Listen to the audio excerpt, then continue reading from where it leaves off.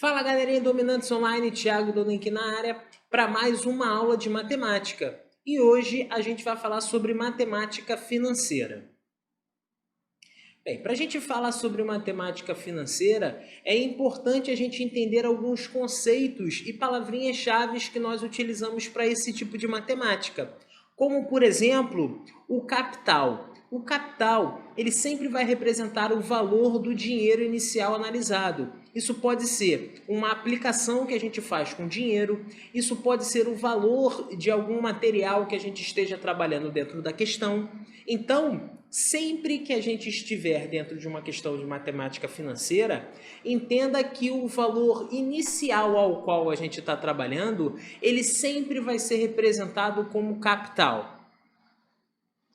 Outra parte importante que a gente precisa entender sobre a matemática financeira é os juros, não é? Os juros ele sempre vai representar os valores obtidos pela remuneração de um capital, ou seja, os juros ele sempre vai ser o valor a qual a gente chama que o dinheiro vai estar trabalhando. Então, se a gente estiver fazendo uma aplicação, os juros é aquele valor a qual a gente obtém a mais em cima do capital. Ou a gente pode estar falando também sobre um desconto, então esse desconto vai ser o valor que vai ser retirado do nosso capital, ok? Os juros ele pode ser tanto positivo quanto negativo, dependendo do tipo de questão que a gente está trabalhando. Outra coisa importante que a gente precisa entender também é o conceito de montante. O montante ele sempre vai ser a representação da soma do capital com os juros que incidiu sobre o capital. Então, matematicamente, o montante para a gente representado pela letra M, ele vai ser o capital mais os juros que incidiu sobre essa operação a qual a gente está analisando. Bem, outra coisa importante que a gente precisa entender é que os juros eles vão possuir taxas, não é? E essas taxas elas podem ser representadas por um acréscimo ou um desconto que vai ser feito em cima do capital. Como que a gente precisa representar isso? Bem, a primeira coisa que a gente precisa entender é que a representação dessa taxa, na maioria das vezes, ela vai estar em porcentagem. Então, a gente precisa sempre entender que nós podemos fazer a soma em porcentagem, mas quando a gente for aplicar essa taxa nas nossas questões, a gente precisa retirar esse valor da porcentagem. Como que a gente faz isso? Bem, vamos pensar aqui em um número que esteja em 20%, não é? 20% ele vai ser representado para a gente como sendo 20 dividido por 100, ou seja, sempre que a gente ver um número que está em porcentagem, quer dizer que ele está dividido por 100, ok? Essa é uma das maneiras que a gente vai utilizar para fazer com que a taxa ela saia do valor em porcentagem e vá para o valor decimal, que é a qual a gente vai utilizar nas nossas questões.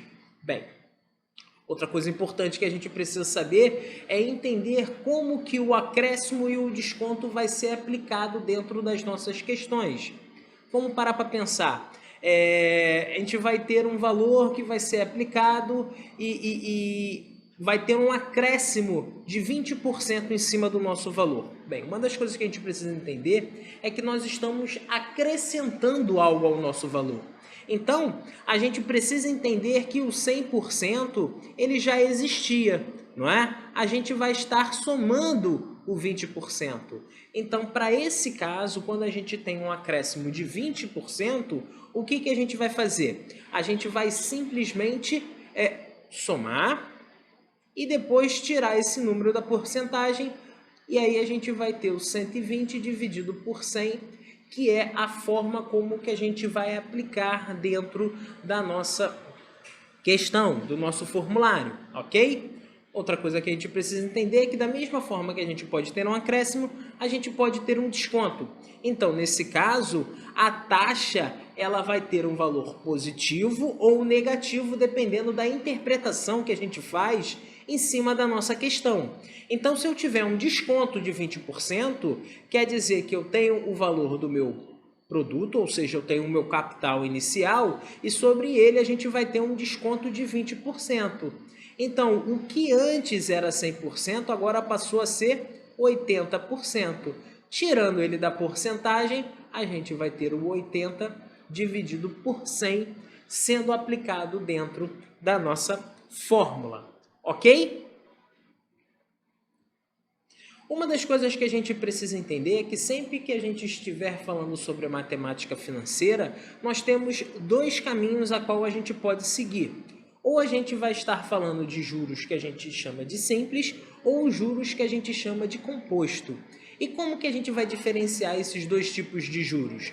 A gente diferencia esses dois tipos de juros através de uma outra relação matemática que a gente trabalha de uma forma bem geral, que é o que a gente chama de progressão aritmética e uma progressão que a gente chama de geométrica.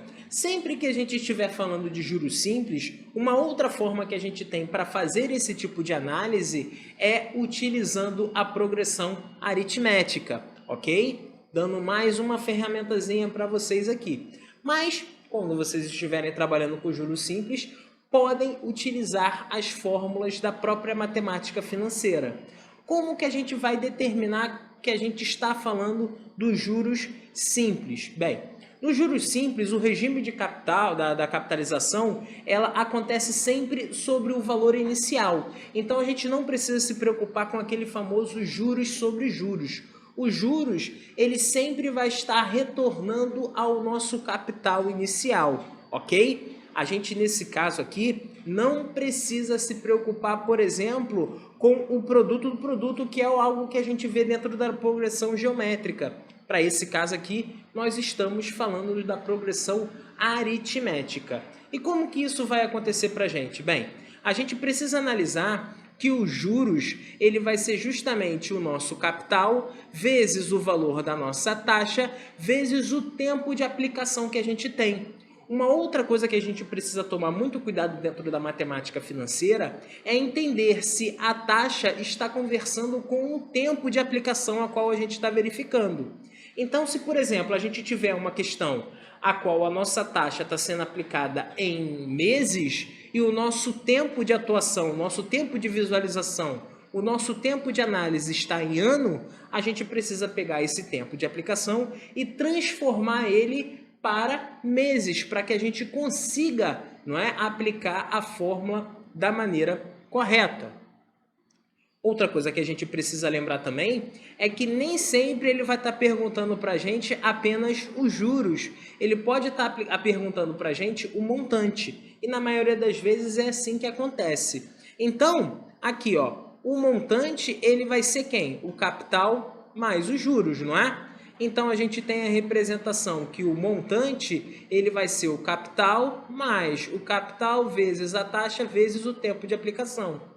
Colocando o capital em evidência, a gente pode ver que a fórmula do montante para juros simples, ela fica sendo representada através dessa formulazinha que entrou no nosso quadro. O capital, a gente abre o parênteses e aí a gente tem a soma do 1 mais o produto entre a taxa e o tempo de aplicação. Vamos pegar um exemplo para conseguir aplicar aquilo que nós vimos na questão anterior. Ele fala o seguinte, ó, no balancete de uma empresa consta que certo capital foi aplicado a uma taxa de 30% ao ano durante 8 meses, rendendo juros simples num valor de R$ 192. E aí ele pergunta para a gente, o capital aplicado foi de... Então a gente tem que parar para pensar, primeiramente, que a nossa taxa não está conversando com o nosso tempo de aplicação. A nossa taxa ela está num valor de 30% ao ano e o nosso tempo de aplicação está em meses. Como que a gente resolve esse problema? Bem, fazendo com que eles estejam no mesmo tempo de análise. A gente sabe que um ano tem 12 meses, não é? Então, se a gente pegar a taxa de 30% e dividir por 12, a gente vai encontrar 2,5%. Só que agora essa taxa ela não está mais ao ano, ela está ao mês. Então quer dizer que agora a nossa taxa está conversando com o tempo de aplicação. ok? Bem, outra informação que a questão deu para a gente foi o valor dos juros que a gente recebeu em cima do nosso capital. Ele falou que o nosso juros foi de R$ 192, não é? Ou seja, quando a gente vem aqui e aplica a formulazinha dos juros é igual ao capital vezes a nossa taxa vezes o tempo de aplicação, a gente já percebe que para descobrir o capital, a gente precisava saber dos juros, a taxa e o tempo. E temos todas essas informações. Basta a gente jogar ela agora dentro da nossa fórmula, ok? Então aqui no lugar dos juros, a gente coloca 192. No valor do capital, a gente repete a letra porque essa é a nossa incógnita da questão. A nossa taxa ela foi de 2%, 2,5% ao mês. A gente não vai aplicar ela em porcentagem, a gente vai tirar ela da porcentagem. Então aqui a gente vai ter 2,5 dividido por 100. E o nosso tempo de aplicação nesse caso vai ser 8, não é? Bem, aqui virou continha simples, não é? Se a gente fizer o 8 vezes 2,5, a gente vai obter o 20, não é? Então, nesse caso, a gente tem o 192 é igual ao capital vezes 20 dividido por 100, que a gente pode simplificar. E aí a gente pode passar o 10 multiplicando e o 2 dividindo. Então, a gente encontra que o nosso capital vai ser 1920 dividido por 2. E aí, quando a gente faz essa continha, a gente encontra o R$ 960 como sendo o capital inicial que a gente estava fazendo análise dentro dessa questão. Ok, pessoal? Percebam que aqui, nesse tipo de questão, a gente está simplesmente trabalhando com os valores, não é? Sendo aplicado dentro de cada conceito financeiro que nós visualizamos anteriormente. Então, basta ler a questão, discriminar quem é quem, aplicar e resolver a questão. Bem, o outro tipo de regime financeiro que a gente trabalha é o de juros compostos, não é?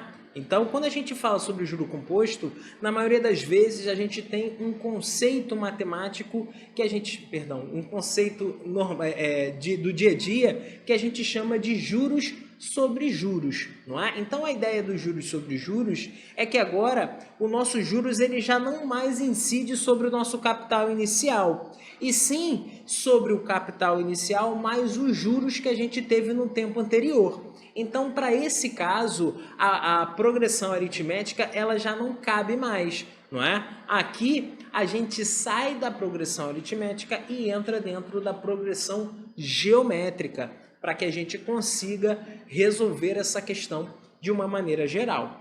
Bem, como que a gente define o regime de juros compostos? Bem, aqui a gente chama ele de uma capitalização acumulada, pois ao final de cada período, os juros que incidem sobre o capital eles são incorporados. Então vamos supor que a gente esteja fazendo uma análise de 3 meses, não é? Então a gente faz essa taxa incidindo sobre o capital inicialmente e depois a gente faz essa soma. Depois que a gente faz essa soma do primeiro mês, a gente vai e faz a análise agora não mais sobre o capital inicial, mas sobre o capital inicial mais os juros que rendeu no primeiro mês. Então, esse é o cuidado que a gente precisa tomar quando a gente está falando sobre os juros compostos. Ok, pessoal? Bem, de uma maneira geral, a gente precisa entender que agora a gente vai estar fazendo um produto sobre um produto, então agora a gente precisa entender o que o nosso N ele não vai estar mais multiplicando a taxa, ele vai estar sim agora o quê? Incidindo de uma forma a qual a gente vai ter ele como sendo o nosso expoente, tá? Então agora o nosso montante ele vai ser igual ao capital mais 1 mais a taxa elevada a N.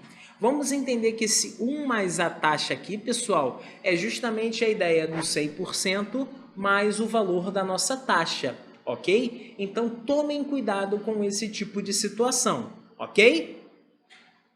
Vamos pegar um exemplo aqui para analisar como que a gente pode trabalhar com os juros compostos. Bem, quanto receberá de juros no final de um semestre uma pessoa que investiu a juros composto a quantia de R$ 5.000 a uma taxa, né, a taxa de 1% ao mês? Bem, 1% ao mês, a gente tem que entender que a nossa taxa ela vai ser 1 dividido por 100, ok? Então, a gente tem que isso aqui vai ser 0,01. Então, se a gente for aplicar a fórmula, a nossa fórmula vai ser montante, vamos puxar ela um pouquinho mais para cima. O montante, ele vai ser o capital inicial, 1 mais a nossa taxa elevada ao tempo de aplicação. Bem, se a gente tem 1% ao mês e a gente está fazendo essa análise em um semestre, a gente precisa entender que o nosso tempo de aplicação, ou seja, o nosso N nesse caso, vai ser igual a 6, não é? Porque um semestre tem 6 meses, não é? Então, o nosso montante ele vai ser o nosso capital, que é 5.000, vezes 1 mais 0,01 e o nosso tempo de aplicação vai ser o 6. Bem, vou adaptar aqui para a gente fazer a continha um pouquinho mais rápida. A gente vai ter que o nosso montante é 5.000, que multiplica 1,01 elevado a 6. E isso aqui fica aproximadamente 1,0615. E aí a gente vai ter esse valor multiplicado por 5.000. Ok, pessoal? Então quer dizer que o nosso montante final para essa questão vai ser algo no entorno de R$ 5.307,60. Então, se a gente fizer uma análise um pouquinho mais crítica, não é? E tirar a ideia do montante mais o capital, quer dizer que os juros que incidiu sobre o nosso capital foi de R$ 307,60. Ok, pessoal? É assim que a gente trabalha com juros composto, ok? Bem, pessoal, muito obrigado. Espero que a aula tenha sido agradável e até a próxima.